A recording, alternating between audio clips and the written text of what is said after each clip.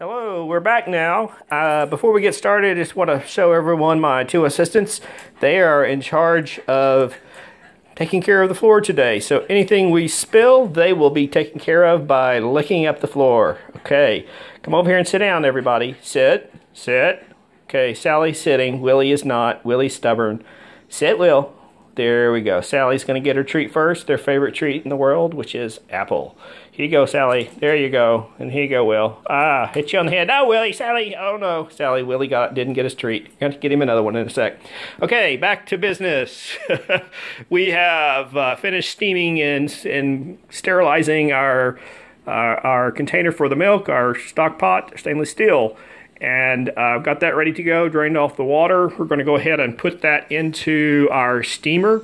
So the steamer's been boiling over here at a steady rate. I'm going to slide this out a little bit. I've got a vent hood up here that causes a little trouble with getting the container, stainless steel container in the stock pot. So we're going to lower this in, being very careful not to touch the interior of the stock pot or the lid. Let me show you how I handle the lid in just a second. Trying to get this down in here centered as much as possible. There's just barely enough clearance here.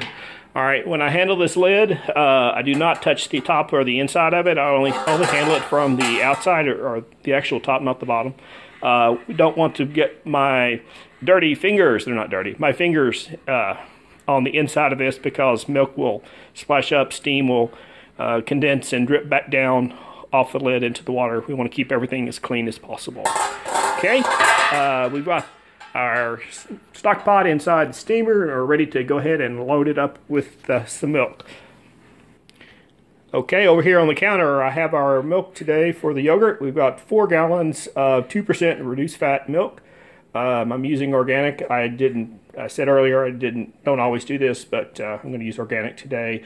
Also, one correction, I said that the liquid that comes off of yogurt is rennet. That is incorrect. Rennet is used in cheese making. The liquid that comes off the top of yogurt, that clear, thick stuff, is actually whey. So anyway, just to correct what I misstated earlier. So I'm going to go ahead and open these up and just start filling up our container over here. I'm just going to, let's see, slide this back a little bit so I don't have to dump it on the floor. And all we're going to do is just pour this right in. Okay. Okay, I'm topping off here. I did actually make one slight mistake in my quantity. I can only make 3 gallons of yogurt instead of 4 in this container. No problem. We'll use that milk for something else, I suppose.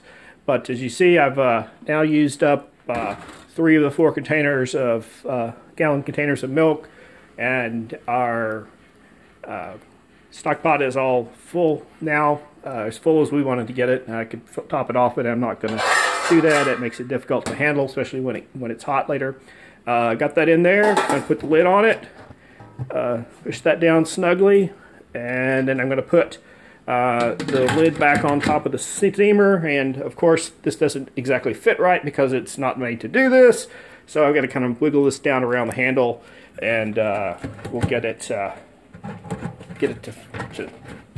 fit together in a second. We want to get it, there we go. We want to get it nice and snug to keep the steam in. You noticed earlier I described what's in the bottom of this steamer.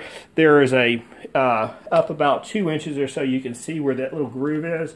There's a bottom to the steamer itself. That wasn't visible because I had already put the foil and other items in the bottom.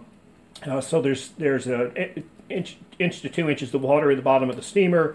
Then there's another bottom to the container that we just placed the stainless steel stock pot on. And as I described earlier, but I didn't say why, I've got some aluminum foil, a square silicone pot holder in the bottom, and then a towel.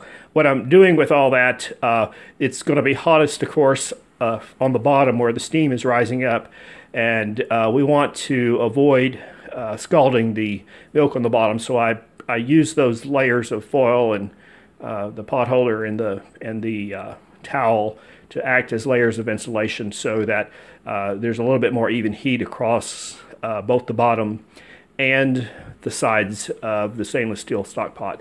So we heat up the milk without burning it, because I mean, if you did that enough, you probably could taste the scalding in the yogurt, and want to avoid that, of course.